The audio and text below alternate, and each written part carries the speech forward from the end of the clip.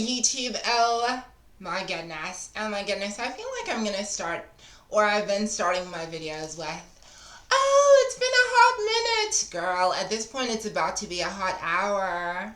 But I hope you guys are good. I hope you're having fun, and I hope you're blessed, loved, and yeah, all of that good stuff.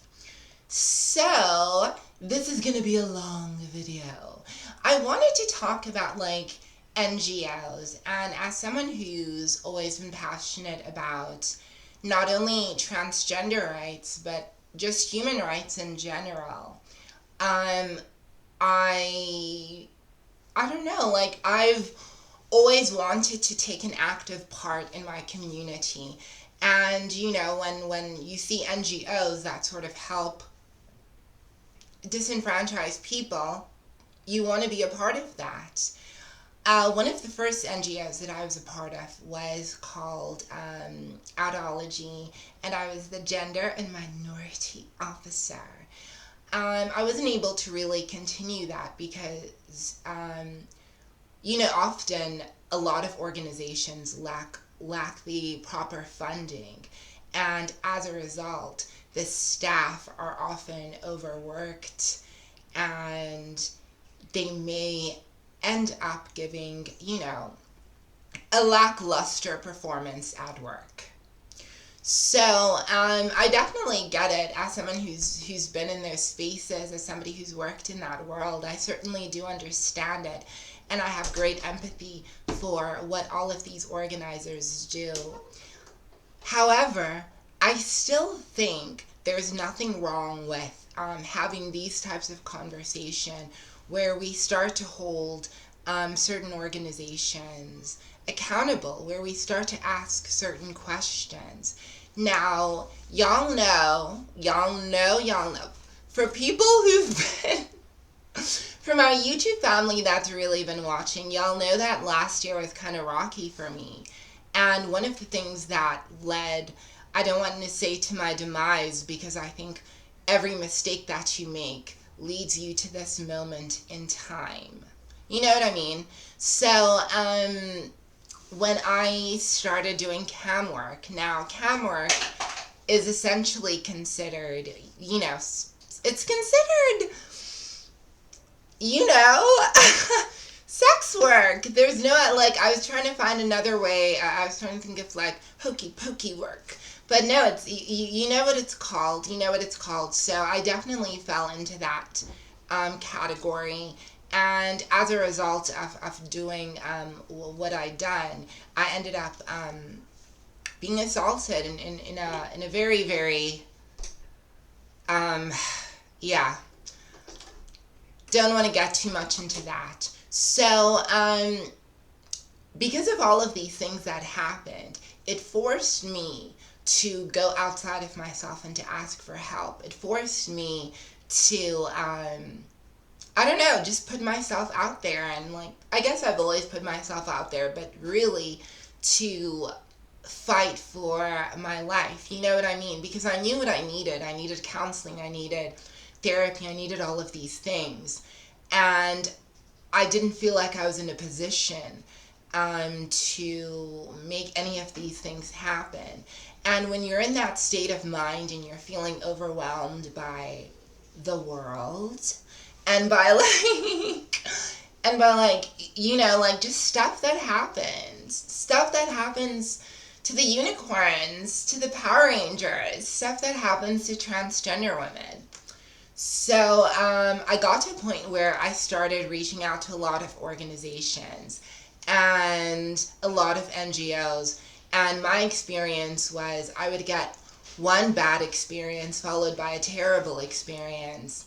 And then it was finally followed by an experience that I just felt was very, very concerning. So I just wanted to talk about this organization. So, and just my experience, and please, if anyone has ever worked with this organization or been a part of this organization and has had a good experience and a wonderful experience, please share that.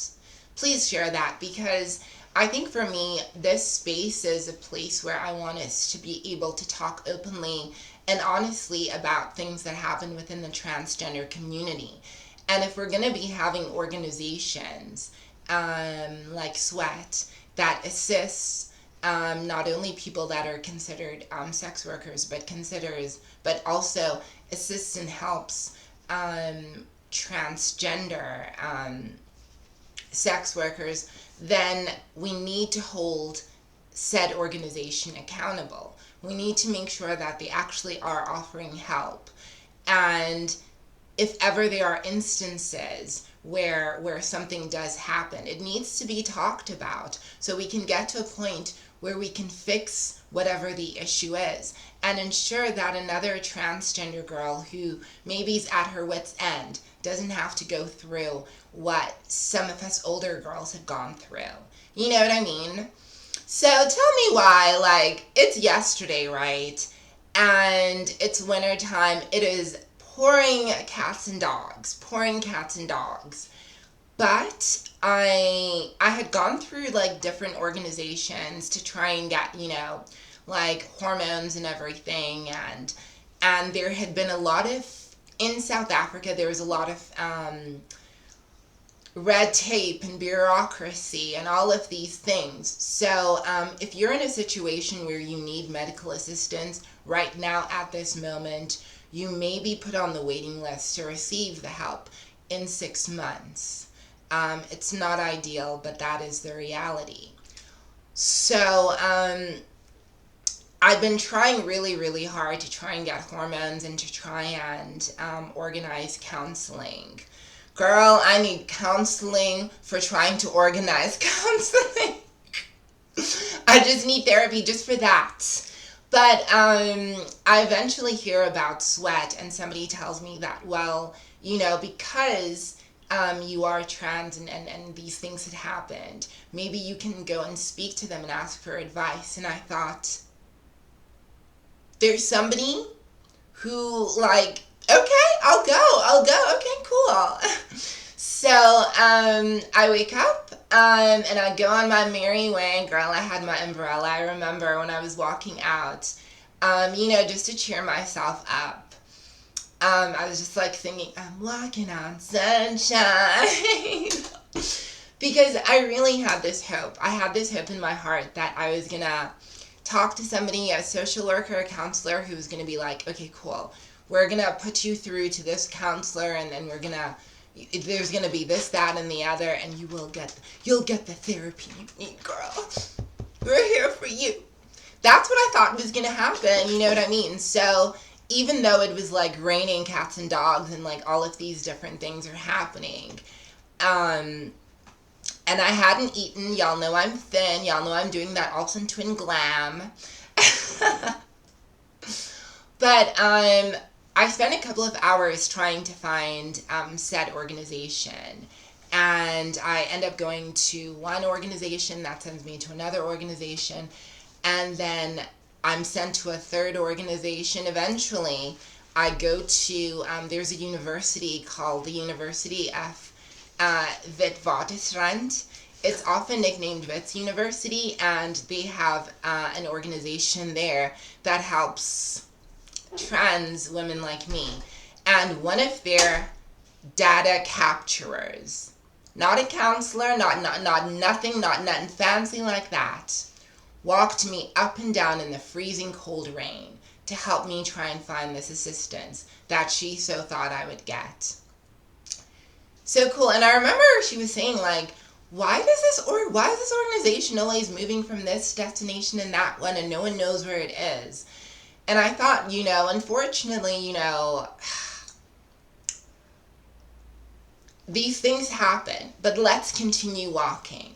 So eventually I'm able to get to the organization, and you have to imagine, after having walked a fair distance, there's just this feeling of happiness that I finally gotten to the organization. I'm finally going to be able to talk to a counselor, this, that, and the other, and I was referred to somebody that worked at this organization. So this woman comes up to me, and I believe she was one of the counselors. However, I'm not I can't say, but this was certainly a person who worked for the organization. Girl, tell me why. Tell me why. So she first obviously wants to understand, like, what my query is, like, how can they help.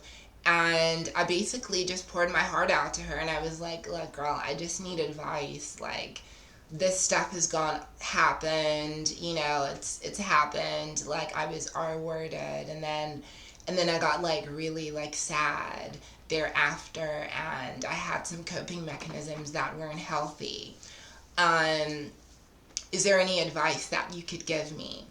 But before she could give me advice, she obviously didn't have stationery. I'm not sure what the stationery situation is, but she obviously needed to write everything down, so I needed to give her my pen, and fortunately there was paper at the organization. So she wrote down my name and the town where I was from. And then I started to, tell her that, like, unfortunately, there was some level of, I don't know, like, there were some issues that I'd had with my family, so we're not necessarily as super glue tight as what I'd like for us to be.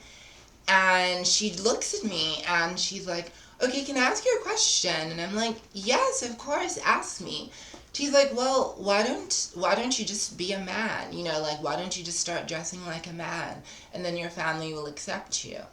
Now, can we just be honest? It's very presumptuous to assume that when a transgender individual says that I'm having issues with my family, it's a jump in logic to then assume it's because the said family is transphobic. Yes, there are certainly elements of that, but hold your horses, Beck. Hold them. So, I'm like, I first had to explain to her that I began my transition in the year 2011, and I've actually had surgery that I paid for, with, yeah, I mean, if you've ever had to pay for anything yourself, you just hope that people would respect that, and especially if it's something linked to your gender identity. So, I had to explain, no, I've had surgery and I'm on hormones, I'm just looking for advice, and she then sits back and she was like, because you're such a beautiful boy. You are such a beautiful boy. I had to then correct this woman and tell her, thank you. However, I'm a transgender woman. And she's like, yes, but you're such a beautiful boy. You are such a beautiful boy. Now, I think it's important for us as human beings to understand what the difference is between a question and a statement. So the two are not the same. I'll give you an example. A question would be asking, can I ask you something offensive? And this, you know what I mean? That is a question. This woman then doubled down. She was making a statement, and she then doubled down on her statement. The thing that a lot of people might find confusing about me is that I have the ability to talk about traumatic events, as though I'm simply telling, as if I'm talking about a movie I watched, girl. I've learned to put up such a wall and such a mask that I can talk about the most horrific things, with very little emotion coming from me. However, if an individual, regardless of whatever masking techniques they may have, says any of these statements to you, they have to be taken seriously. If said individual states that they have a parasuicidal history, and at some point they have been institutionalized, and they are having thoughts that are aligned with them wanting to perhaps no longer exist on this earth plane, if anyone makes that kind of statement within the walls of an organization, and that statement has been made to a trained counselor that is employed by the organization, it's important that that person takes due course to ensure that doesn't happen and doesn't try to aggravate the situation. Number two, it's also important to, if you're an organization that assists trans people as part of one of your large demographics, it's important for you to not go out and do virtue signaling and try to get sponsorship and money from people that want to donate for the trans community only to employ people that are going to misgender trans individuals. Now, the third thing that I just really, I was just kind of like, ew, girl. Like, I was like, ew, girl. I was like, don't do that. Where they do that at? Like, where they do that at? The third thing was, we had talked about my sexual assault. I'd mentioned it. And I don't know why that amused her. I honestly, I'm trying to understand how the human mind works, and there are times when I'm baffled. But, she basically, because I think I'd had my backpack with me and I'd had my laptop with me, and she was like, is your laptop with you? And I'm like, yes. And she had said, you know, you're gonna go outside and they're gonna just rape you again and then steal your laptop. I don't mean to use the R word on my videos. I really, really try not to. But I just find it very, very disturbing, and it's something that has to be addressed. If a person who is a counselor can make a statement like that in a place that claims to be a safe space for transgender women and other demographics, like, what's going on? Like, what's going on? What's going on? What's going on? Cool. So we were talking and stuff probably for about 15 minutes, and it became it became apparent to me that this woman was basically just trying to, like, trigger me. And I was in such a heightened state of emotion that I needed to get out. I basically needed to escape the safe space. Girl, the jokes make themselves. I needed to escape the safe space, girl. But when I got up, because I was crying so much, I have this thing when I'm crying a lot, like, it's sometimes, like, I'll be walking funny. I'll be, like, walking like, you know, like I Tina came out of the car pretending like nothing happened. But you know something happened. So, I get outside and I'm crying, and then me being dramatic, Christabel, then fall to the ground and continue crying. And it was crazy, because at that moment I was kind of like, I'm ready to unearth. But you know, it was so crazy. You have these moments in your life where you have these thoughts, right? Like, let's not pretend we don't think them, girl. Let's, like, you know, I know we like to speak in code, or I do. But, you know, sometimes these thoughts pop into your head, and sometimes it's because another person has triggered you. And look, you have free will, and you can choose to do what you want to do, but just know that there are some of us that love you. Just know that even though some of these organizations ain't it, you've got people out here that love you. You've got people out here that are fighting for you. You've got people out here that are going to try and use their platforms to expose these things if and should and when they happen. Because I remember, like, being there and, like, girl, tell me why it's raining. Tell me why.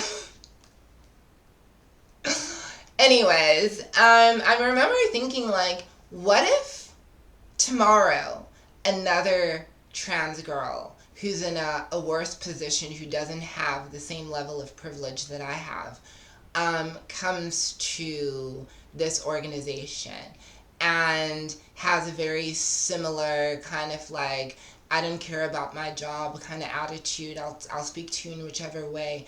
And it triggers her, and she has a mental health crisis at the same organization that's supposed to provide a safe space, and then unearths, and then you find the individual's body lying outside of the safe space.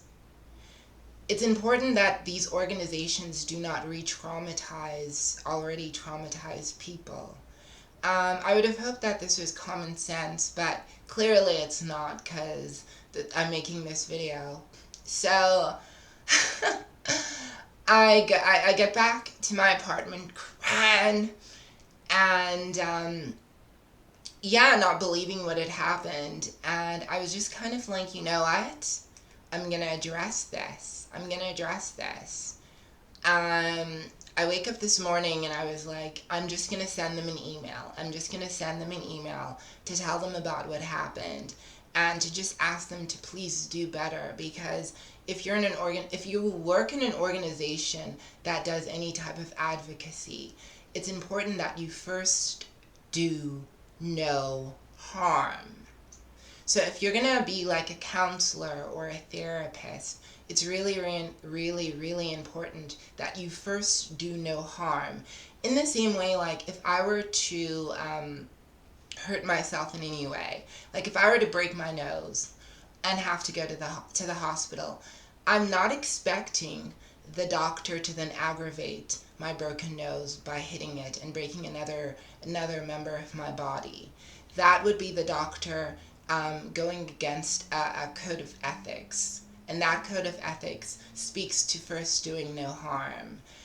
And if we're going to hold medical professionals at that standard, we need to hold all medical professions at that standard, even medical professionals that work for NGOs. Yes, I understand a lot of these companies are funded through sponsorships and this, that, and the other. However, look, if you are going to start an organization and you are going to have counselors work there, make sure that those counselors are trained. Make sure that those counselors do not aggravate wounds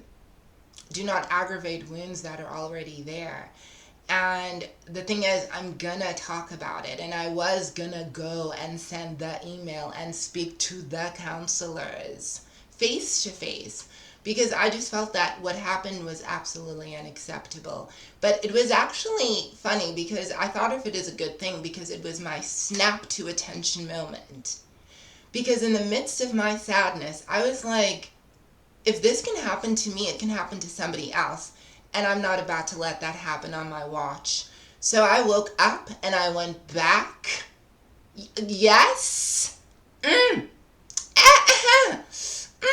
I went back and I asked them, like, can I please have an email address of somebody so that I can make a formal complaint? Girl, I was invited in. They obviously wanted to find out what it was about. And I was just honest. I just told them what happened. And, you know, then they start calling different people, and all of these things start happening. And obviously we go into a room and we discuss what had occurred. And it was also sad for me, because on the one hand, I'm now speaking to actual advocates, actual people that are fighting for the rights of trans individuals, and you know, people who've had to do some form of sex work. You know what I mean? I'm speaking to people who actually believe in this. Like, I was speaking to, you know, like their paralegal, as well as somebody who was in charge of that said organization, and I could see the horror and the disgust in them. And, you know, we spoke for, girl, it went on for 2 hours. And you have to ask yourself, you know, how is it possible? Like, I'm just thinking, if it was me and I worked at an NGO or whatever, and one of my coworkers had, you know, effed up on the job, and it resulted, because of their little mistake, that literally was 15 minutes. It meant that we would now have to sit for 2 hours, and emails would be sent, and attention would be brought. But it's a good thing. It's a good thing that attention is brought to this, because it means that there's a problem, a big problem that no one's talking about. So there was sadness. I felt bad for, the actual advocates from the organization who I was talking to, and they had to contact a counselor. Counselor had to then drive or leave an event, stop actual work to come and de-escalate, essentially. Cool. So then counselor comes in.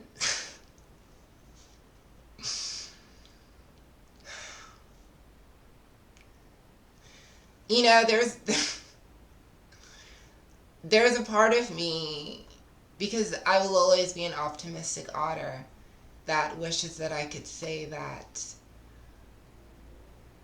things went better after the counselor came. They didn't. That would be an entire different story time, and I'm too tired and I want to smoke, and yeah. But yeah, so I basically spoke to them, and towards the end I gave them a very stern talking to. I gave them a very, very stern talking to. And I used language that was, harsh, because I felt that it was important that they understood the fact that they are counselors. Counselor cannot be giggling at people who are out here talking about being R-worded. That's not happening. I don't care if you live in Bangladesh, baby, if you live in Thailand, South Africa, Vietnam. Girl, you could be all the way in sweet Georgia, the state, not the country. But if you're going to be a counselor, if you're going to claim that you're helping people, just be real about your ish. That's all we want. So anyways, 2 hours of my life, 2 hours of the actual advocates' lives, the counselors' laugh, everybody stopping what they had to do. Yeah, it's this is why, like, people ask themselves sometimes, why do we donate to these places? Why do we donate to these places? It's so prevalent in South Africa, or, well, in Africa in general, that they use our pain. They use the pain of trans women and women and men who've been sex workers to lure in donations from the West. And they do this using trauma porn. So they'll put up all of the worst images, and it will, oh, we helped here, oh, we helped, yeah. We've done all of this, and yes, they have done that. They have done that. But what was the reason? The reason was to get funding. The reason was to get this organization up and going. The reason was so these people could have pillow jobs where they're not really trained and they're not really competent, but there's something that they can do for the meantime. But now the problem with that is you are actually working with a very, very marginalized community. And if you're going to be a counselor, you can't be a pop counselor who took a 2-week training course that your grandmother gave you on the cruise. It's no, we can't. You would never allow a surgeon to perform open heart surgery on your grandparent or loved one if that surgeon had only trained for 2 weeks or demonstrated no level of competency. So if we're going to take mental health seriously, then let's take mental health seriously. Or let's just be honest then with people and say, then organizations must not say that they can help people. They must rather say, they mustn't say they can help or can assist. They must rather say, should the conditions allow us, there might be a possibility, depending on the person that you're speaking to, that they may have some level of competency, and hopefully, they don't discriminate against people. But I mean, we can't promise that. So, but yeah, come on, come, please. I'm here to tell you that, that's not okay. That actually is dangerous. So I'm glad that I went, and I'm glad that I talked to them, and I'm glad that I gave them a stern talking to. And yeah, I told them, I was like, I'm going to send the email out, and I'm going to tell my YouTube family, because can I just be real with y'all? Like, sometimes it feels like the only people that are real are the people that we connect with on social media. Not the safe spaces. Not the psychologist. Not the police.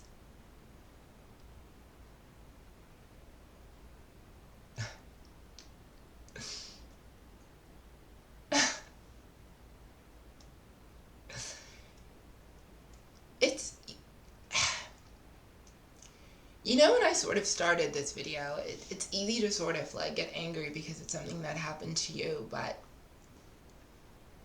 when you think of it at a bigger and greater scale, it just, I don't know, it doesn't sit well with me. It doesn't sit well with me. But